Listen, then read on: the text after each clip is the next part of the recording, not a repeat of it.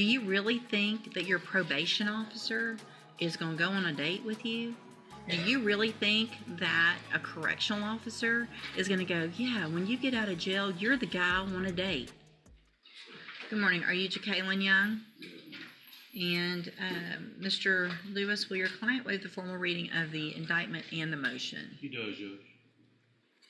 Mr. Young, in cause number 250309, you're charged with a third-degree felony offense of evading arrest or detention with the use of a vehicle from February 26th of 2025. And how do you plead to that charge? Are you pleading guilty freely and voluntarily? Speak up. And are you pleading guilty because you actually did what they charged you with?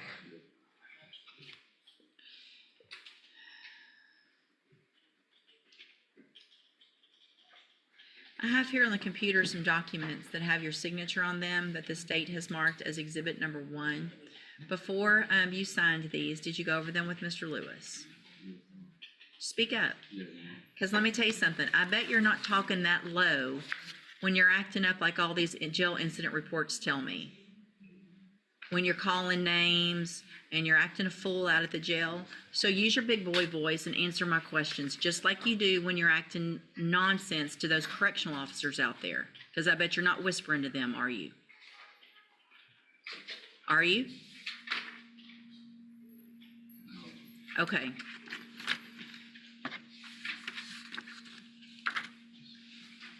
Because how you act at the jail, how you act right now, all determines whether I even go along with this plea agreement. I don't have to. You're on a probation. I don't have to take plea agreements on any probations. If I find that you violated your probation, I can give you anything I want to in that range of punishment. And I can say, you know what, I'm not going to let you guys negotiate. That I don't have to do that legally. So you better be careful with your faces and your words and your attitude, because I've read all of these and I already don't have a good feeling. Do you understand? So you need to give me a better feeling if you want me to go along with this plea agreement. Does that make sense? Okay. So, again, before you signed these, did you go over them with Mr. Lewis? Do you fully understand them? And do you understand, if I follow the agreement that you made with the district attorney, that you will be waiving or giving up any right to appeal? Do you also understand, if you're not a U.S. citizen, that a plea of guilty or no contest may result in your deportation, exclusion from admission to the country, or denial of naturalization under federal law? State tenders number 1 in that case? No objection, Judge. It's admitted. Is there any evidence that Mr. Young is not competent? No, Judge. All right, sir, I'm going to find that you entered your plea of guilty freely and voluntarily.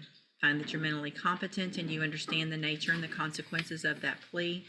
Find sufficient evidence to find you guilty, and at this time find you guilty of evading arrest or detention with the use of a vehicle.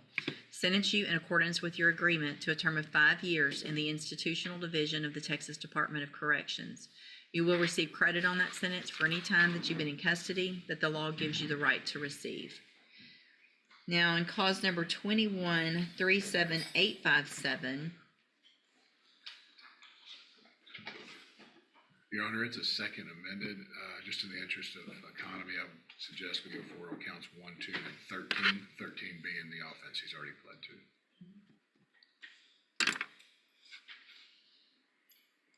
okay, let me look at it. Thank you. I got it. Thank you.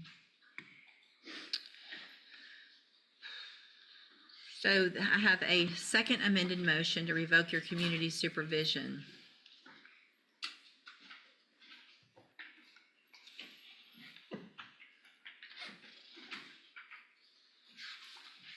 So you're on probation. We've got a probation for an evading arrest or detention with the use of a vehicle. And we've got 2 more evading arrest or detention? The second evading is a misdemeanor enhanced to a state jail. And it count was 20 running. reads motor vehicle. That's incorrect, Judge. It's evading on foot with priors. Okay, gotcha. And so this shows that you were placed on probation August 29th of 2022 for evading with a vehicle. And that was a 10-year sentence in prison that was probated for 5 years. Is that correct? And the state's elected to proceed on counts 1, 2, and 13. Count 1 alleges that you failed to report as directed to the probation department on October 2nd of 2024. And is that true or not true? Count 2 alleges that you failed to work faithfully at suitable employment and provide verification of that. And is that true or not true? And then count 13 alleges that you were arrested for the offense of evading arrest or detention with the use of a vehicle February 26th of 2025. And is that true or not true?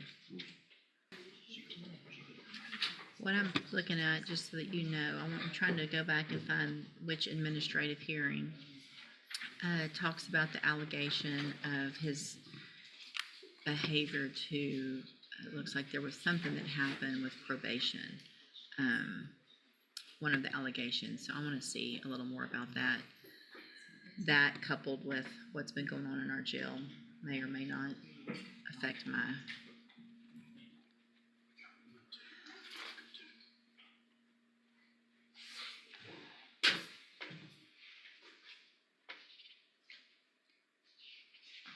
same thing. It's the same thing.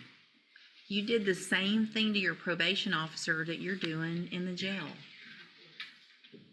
Do you really think that your probation officer is going to go on a date with you?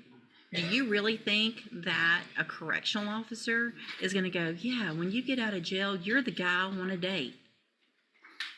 You got in trouble for saying and talking like that to your probation officer, and now you're doing it when you're in jail. Cursed loudly about the work you had to do for your community service, calling it slavery. You think community service is slavery? Do you think that? It's the same. I'm not taking 5 on the MTRP. I've already taken 5 on the other. Y'all can renegotiate or you can let me do it. So I'll hold everything right now. Y'all go visit some more, but that's the same behavior. We're not gonna reward that. All right, y'all go visit. I'll hold it instead of resetting it. I'll keep this paperwork, but I can make a modification if you come up with something different. But I'm not gonna do that.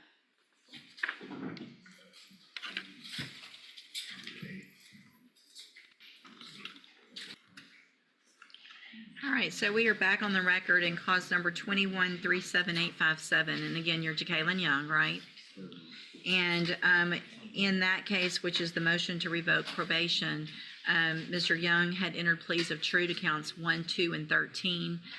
There was an agreement for 5 years in the institutional division, which I said I would not accept. Have you guys had an opportunity to visit? We have, Judge. And what is the new agreement is 8 years TDC. All right, I'll take that.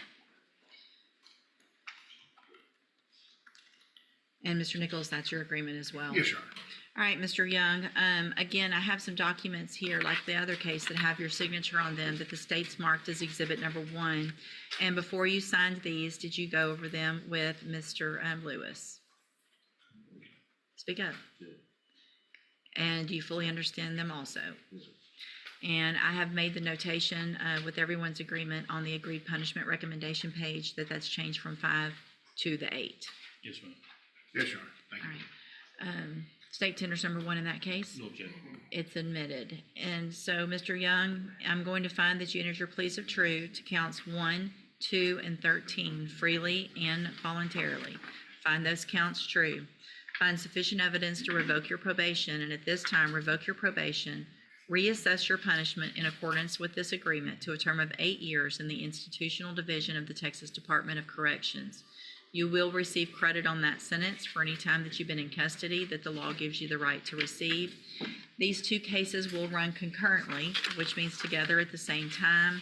As a part of this plea agreement, I'm going to sign a dismissal in cause number 25 DCCR 0385. I'm handing you in each of those cases the trial court certifications that shows that these were agreements that I followed, and so you waived your right to appeal. I have also handed you a written admonishment regarding your ineligibility to possess a firearm or ammunition. When you were here back in 2022, we went over the fact that you're not supposed to possess a firearm in Texas, correct? Okay. It can still go worse. I mean, I got 2 more years. It's not, I mean, it's not funny. It's not funny to you, but I know you're upset about all this, but the only person you should be upset with is yourself, you know?